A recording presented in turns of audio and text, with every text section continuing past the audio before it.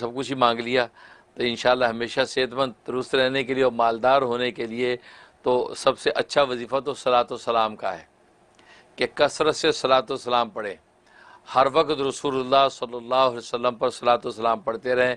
बस आपको दुनिया की सेहत व आफियत भी मिलेगी, माल दौलत भी मिलेगी और आखिरत में आपके लिए मग़फ़िरत भी हो जाएगी। ज़ाहिर कि इंसान ये चाहता है कि दुनिया की किफ़ालत हो जाए और आखिरत में निजात हो जाए। और ये सलात व सलाम में जिस सहाबी ने सारे वक्त में अपने फ़राइज़ व वाजिबात के अलावा हर वक्त सलात व सलाम पढ़ने का अहद कर लिया नबी से, तो नबी ने फरमाया कि बस अगर तू ऐसा करेगा तो दुनिया की अल्लाह किफ़ालत फरमाएंगे, दुनिया की हर ज़रूरत तेरी पूरी करेंगे और आखिरत में अल्लाह तबारक व तआला तेरी मग़फ़िरत कर देंगे। और ज़ाहिर है कि इंसान को, ख़ास तौर पर मोमिन सादिक को, इन दो के अलावा और चाहिए क्या? ये सारी मेहनतें हमारी इसीलिए तो हैं ताकि दुनिया में हमारी ज़रूरतें पूरी हो जाएं। और ये सबसे बड़ी ज़रूरत जो है वो ज़ाहिर कि इंसान की सेहत है, कि सेहत सबसे पहले, क्योंकि सेहत नहीं है तो फिर कोई नेमत नहीं है। तो इसलिए ज़रूर जो है आप सलात व सलाम का अहतमाम करें। उसके लिए कि एक तो ये है कि आप कम से कम जो है उसकी जो है तादाद मुकर्रर कर लें, 300 मरतबा 300 टाइम जो है दुरूद शरीफ पढ़ने का एहतमाम कर लें। वो सुबह में फजर के बाद या मगरिब के बाद उसका एहतमाम कर लें। उसके अलावा चलते फिरते हर वक्त जो है सल्लल्लाहु अलैहि मुहम्मद व आलिहि वसल्लम, सल्लल्लाहु अलैहि मुहम्मद व आलिहि वसल्लम, सल्लल्लाहु अलैहि मुहम्मद व आलिहि वसल्लम चलते फिरते इसका विर्द रखें। जब भी मौका इसका विर्द रखें। आप देखें चंद दिन के अंदर पहला सेगमेंट है तारीख के झरोकों में से कोई दिलचस्प ख्वाब, उससे हम इसका आगाज़ किया करते हैं और फिर ऑल द वे आपकी कॉल्स आती हैं जिसमें आप अपने ख्वाब पेश करते हैं और हम उसकी ताबीर आपको देते हैं और दुआ गो हैं कि अल्लाह तबारक व तआला इस खिदमत हक़ को कबूल फरमाए। तो नाज़रीन आगाज़ करते हैं आज पहले आज के ख्वाब से। आज जो है हम ख्वाब शेयर करेंगे कुतुबुल अक़ताब बरकतुल असर हज़रत शेखुल हदीस मौलाना मोहम्मद ज़करिया कांदलवी मुहाजिर मदनी क़ुद्दिस सिर्रुहु के ख्वाब से। आप जानते हैं कि हज़रत शेखुल हदीस मेरे दादा पीर हैं और आप मुरीदीन और सालकीन के परदादा पीर हैं। बहुत ऊंचा मुकाम अल्लाह तबारक व तआला ने विलायत व मार्फत का भी अता कर रखा था कि वक़्त के कुतुबुल अक़ताब थे और उसके अलावा जो है वो हदीस, इल्म हदीस में बहुत बुलंद मुकाम था। यहाँ तक कि शेखुल हदीस का जो लक़ब है ये आपके नाम का हिस्सा बन गया। इस कदर अल्लाह तबारक व तआला ने ज़ाहिरी बातनी उलूम से आपको मुनव्वर कर रखा था। हज़रत शेखुल हदीस मौलाना मोहम्मद ज़करिया रहमतुल्लाह अलैह अपना एक ख्वाब बयान करते हैं। फरमाते कि मैं सय्यदुल कौनैन सरकार दो आलम सल्लल्लाहु अलैहि वसल्लम को ख्वाब में देखता हूँ कि उनके साथ जो है ये इमाम रब्बानी हज़रत मौलाना रशीद अहमद गंगोई क़ुद्दिस सिर्रुहु भी बैठे हैं और हज़रत मौलाना रशीद गंगोई रहमतुल्लाह अलैह रसूलुल्लाह सल्लल्लाहु अलैहि वसल्लम से ये अर्ज़ कर रहे हैं कि हज़रत शेख ने अल्फाज लिखे, शिकायत कर रहे हैं। वो शिकायत ये कर रहे हैं कि मौलाना मोहम्मद ज़करिया को या रसूलल्लाह आपकी खिदमत में आने और आपके दीदार और मुलाकात का बहुत इश्तियाक है। वो चाहते हैं आपके पास आ जाए, उनको बड़ा इश्तियाक है, लेकिन मेरी ख्वाहिश ये है कि अभी उनसे और काम लिया जाए। ये हज़रत गंगोई फरमाते हैं। उस पर रसूलुल्लाह सल्लल्लाहु अलैहि वसल्लम जवाब में इरशाद फरमाते हैं कि हाँ दुरुस्त फरमाया कि उसको इश्तियाक तो बहुत है मेरे पास आने का, लेकिन मैं भी ये चाहता हूँ कि उनसे जो है मज़ीद और काम लिया जाए। ये बात कही। फरमाते कि उसके बाद मेरी आँख खुल गई। अब मैं हैरान कि आखिर कौन सा ऐसा काम है जो मुझसे लिया जाएगा, जबकि मेरी सारी ज़िंदगी ज़ाया हो गई, मैंने किया क्या है? कुछ भी नहीं किया। बुढ़ापा आ गया है और अब भी मज़ीद अभी रसूल सल्लल्लाहु अलैहि वसल्लम ये ख्वाहिश ज़ाहिर कर रहे हैं कि और काम लिया जाएगा, तो मुझे कमज़ोर से क्या काम लिया जाएगा और फिर मेरा क्या मुँह है कि मैं रसूलुल्लाह सल्लल्लाहु अलैहि वसल्लम का सामना कर सकूँ, जैसे हज़रत गंगोई इश्तियाक की बात कर रहे हैं। तो ये फरमाया कि मैं बेदार होने के बाद ये सोचता हूँ और इसी सोच में दिन भर घूमता फिरता हूँ कि आखिर वो कौन सा काम है जो मुझसे मज़ीद लिए जाने की ख्वाहिश ज़ाहिर की जा रही है। तो अचानक एक हफ़्ते के बाद मुझे एक बात याद आई, एक वाक़या याद आया और वाक़या याद आया मुझे अपने चाचा जान का। चाचा जान कौन है? बानी तबलीग हज़रत मौलाना इलियास साहब कांदलवी क़ुद्दिस सिर्रुहु, क्योंकि बानी तबलीग मौलाना इलियास जो है वो ये चाचा हैं हज़रत शेखुल हदीस मौलाना मोहम्मद ज़करिया के, क्योंकि हज़रत शेख के जो वालिद मौलाना मोहम्मद याहिया कांदलवी वह मौलाना इलियास साहब रहमतुल्लाह अलैह के बड़े भाई हैं।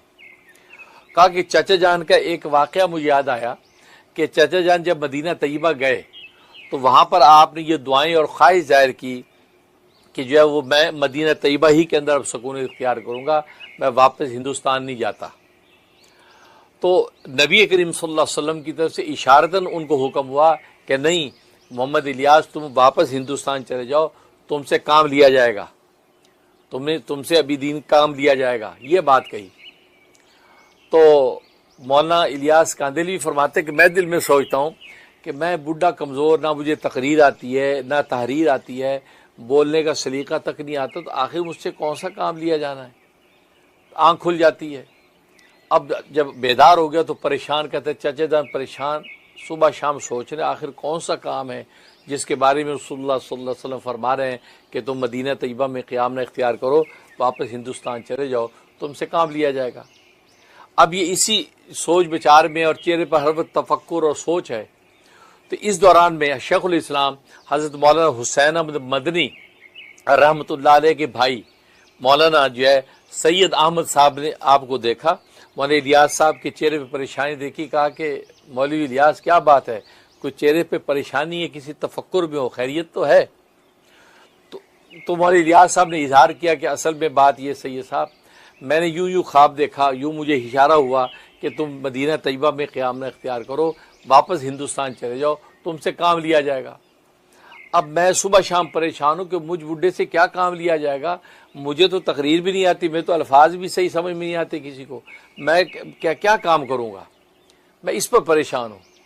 تو اس پر جو ہے وہ مولانا سید احمد صاحب نے فرمایا کہ بھئی اس پہ پریشان ہونے کی بات ہی نہیں ہے، اس میں یوں تو نہیں کہا کہ تم جا کے کام کرو تو نہیں کہا کہ تمہیں اپنی صلاحیت دیکھنی ہے، یہ کہا کہ کام لیا جائے گا۔ اب لینے والے کا کام ہے، کس طرح کام لے گا، تو تمہیں پریشان ہونے کی ضرورت نہیں، تو لیا جائے گا کہا گیا کہ اللہ تبارک و تعالی اور اللہ کے حبیب آپ سے کام لیں گے، اب وہ کیسے لیں گے ان کا کام ہے، آپ کو تو استعمال کیا جائے گا، یہ تو نہیں کہا کہ جا کے کرو۔ تو تب پھر آپ سوچتے کہ میں کیسے کروں، کہا کہ مولانا الیاس صاحب رحمۃ اللہ کو اطمینان ہو گیا کہ ہاں بالکل بات تو صحیح ہے کہ واقعی یہ ہے کہ جب لیا جائے گا کہہ دیا، اب ان کا کام ہے، وہ لینے والے کیسے لیتے ہیں، مطمئن ہو گئے۔ تو حضرت شیخ زکریا رحمۃ اللہ علیہ فرماتے ہیں کہ یہ واقعہ ایک ہفتے کے بعد مجھے جب یاد آیا تو میں بھی مطمئن ہو گیا کہ میرے بارے میں جو فرمایا کہ تم جو ہے واپس جو ہے ہندوستان چلے جاؤ، تم سے کام لیا جائے گا، تو مطلب میں نے بھی سوچا کہ اب لینے والے لیں گے، کیا کام لیں گے، اب کام یا لیں گے، اب اس پر میں سوچ رہا ہوں۔ تو مجھے اچانک جو ہے وہ مجھے قلب پر یہ چیز وارد ہوئی کہ ذکر و شغل کا کام، خانقاہی کام، یہ اس کی طرف اشارہ کیا جا رہا ہے، کیونکہ حضرت گنگوئی رحمۃ اللہ علیہ فرمایا کہ ان کی جو خانقاہ یا ان کے ادارے کی خصوصیت تھی کہ وہاں ذکر و شغل کا کام ہوتا تھا، خانقاہی کام ہوتا، اصلاح ارشاد ہوتا تھا، تو یہ ان کی خصوصیت تھی۔ خاص طور پہ جب جو آپ یہ آنکھوں سے معذور ہو گئے تو تعلیم و تعلم ختم ہو گیا، پھر ذکر و شغل ہی رہنے لگا، خانقاہی اصلاح ارشاد ہی رہا۔ تو فرمایا کہ مجھے لگ رہا کہ یہ اس طرف اشارہ ہے کہ اب علم حدیث کا، علوم ظاہریہ کا کام بہت ہو چکا، اب یہ خانقاہی کام لینے کی اشارہ کیا جا رہا ہے کہ مجھے ذکر و شغل کی طرف جو ہے وہ متوجہ کیا جا رہا ہے، غالباً اس کام کا اشارہ ہے۔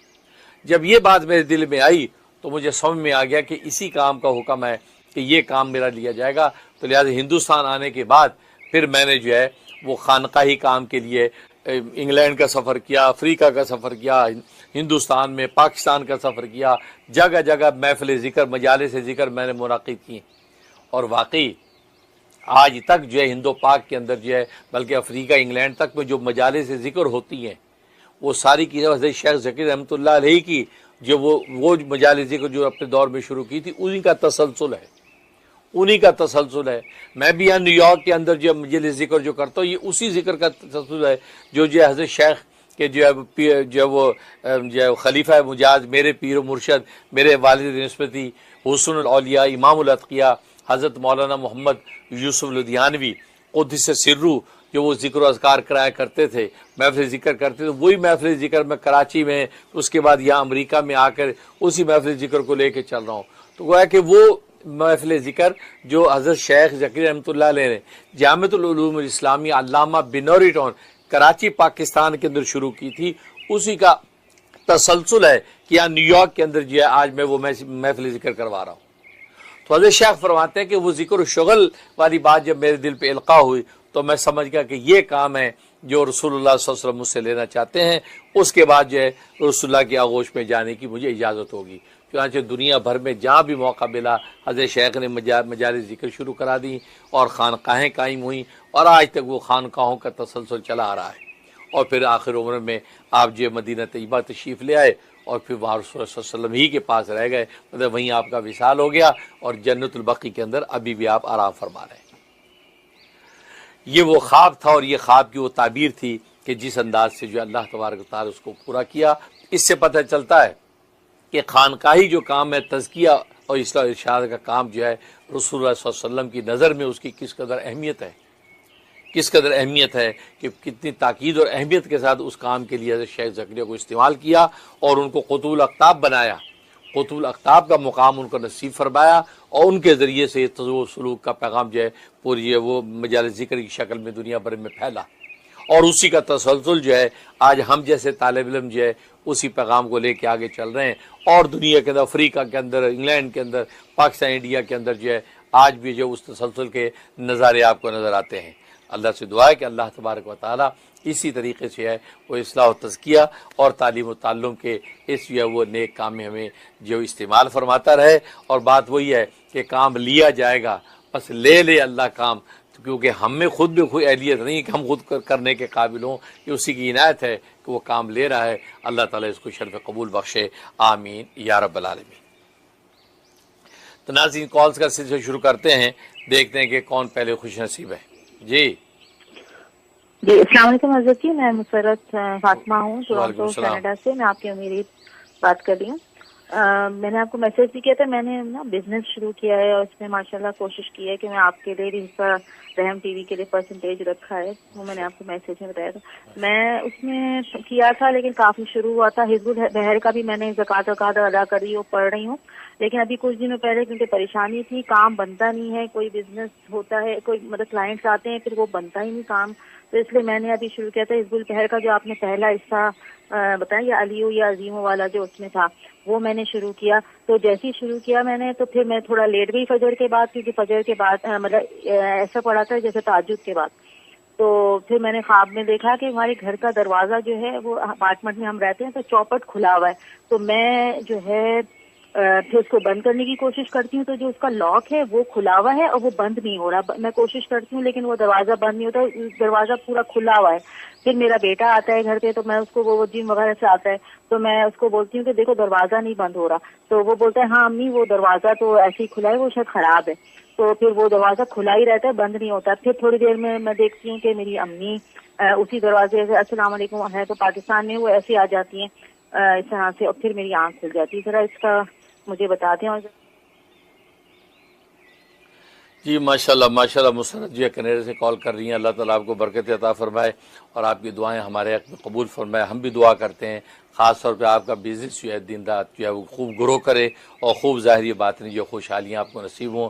جیسے آپ نے ایک نیک ارادہ کیا کہ رحم ٹی وی کے اندر جو آپ اس کی ایک پرسنٹیج جو ہے اس دیں گے, تو ماشاءاللہ بہت مبارک نیت ہے. انشاءاللہ اس مبارک نیت کے اثرات ضرور یا نیک ظاہر ہوں گے اور ہم دعا گو ہیں کہ اللہ تبارک و تعالی اس بزنس کو آپ کے لیے آسان فرما دے. اور باقی خواب بہت اچھا ہے. اس کا مطلب ابھی وقتی طور پہ کوئی رکاوٹ اور بندش ہے اس کاروبار کے حوالے سے, آپ کے کام کاج کے حوالے سے, انشاءاللہ قریب وہ بندش اور رکاوٹ دور ہونے والی ہے. جیسے وہ بندش رکاوٹ دور ہو جائے گی تو آپ کو انشاءاللہ فتوحات کے دروازے کھل جائیں گے. ہم بھی دعا گو ہیں کہ اللہ آپ کو کامیاب کرے. آپ ویسے سورہ قریش 71 ٹائم کسی بھی ایک نماز کے بعد سورہ قریش پڑھ لیا کریں, ہر مرتبہ بسم اللہ دہرایا کریں اور سورہ قریش پڑھ کے جو ہے دعا کریں. اولا کی 11 مرتبہ درود ابراہیمی پڑھیں. 90 دن کی نیت سے یہ عمل شروع کر لیں, انشاءاللہ زبردست آپ کو جو ہے کاروبار میں ترقی ہوگی. میں بھی دل سے دعا کرتا ہوں. جی السلام علیکم مفتی صاحب. السلام. میں آپ کی بیٹی بول رہی نصیبہ, انڈیا سے, آپ کی مرید تھی. اللہ پاک آپ کو بہت صحت عافیت عطا فرمائے اور آپ کا سایہ ہم تک تعبیر حیات قائم رکھے. بہت خوشی ہوتی ہے آپ سے بات کر کے, فون لگ رہے اتنی خوشی ہوتی ہے, اتنی خوشی عید میں بھی نہیں ہوتی ہے ہم لوگوں کو, تو اتنی خوشی آپ سے بات کر کے ہوتی ہے. دعا ہے کہ اللہ پاک زندگی میں آپ سے وہ ملاقات ضرور کروا دے ہماری. بالکل سر آپ سے ایک بات یہ کہنا تھا کہ میرا رزلٹ آنے والا تھا کسی کے لیے BPSC کا ایگزام انڈیا میں ہوا تھا، تو میرا اس میں الحمدللہ ہو گیا آپ کی دعا سے. اور اس میں ایک یہ ہے کہ اب اسکول جو ہے نا ہم لوگ کو ملنے والا ہے، تو کہہ رہا ہے کہ گاؤں کے ایریا میں دے گا، وہ قرہ کے ذریعہ ہوگا. تو کچھ دعا بھی کر دیجیے، بہت مہربانی ہوگی، دعا کر دیجیے کہ جو اسکول ملے وہ شہر کے ایریا میں ملے، قریب ملے، چھوٹے چھوٹے بچے ہیں اسی لیے. اور ہماری صحت کے لیے دعا کر دیجیے گا. بس السلام علیکم. ماشاء اللہ ماشاء اللہ ماشاء اللہ. نصیبہ بیٹی انڈیا سے کال کر رہی ہیں. اللہ تعالیٰ آپ کو برکت عطا فرمائے اور آپ کی نیک تمنائیں اور خواہشیں ہمارے حق میں قبول ہوں. اور ہم بھی دعا گو ہیں کہ اللہ تبارک و تعالیٰ ظاہری باطنی خیر اور خوشحالی کے ساتھ آپ کو درازی عمر نصیب فرمائے. اور خاص طور پہ آپ جو ہے دعا چاہ رہی ہیں کہ شہر کے ایریے کے اندر اسکول آپ کو مل جائے. بالکل دعا کرتے ہیں دل سے کہ شہر کے ایریے میں عافیت والا، عزت اور راحت والا اسکول آپ کو نصیب ہو جائے اور آپ کے لیے آپ کے کام آسان ہو جائے.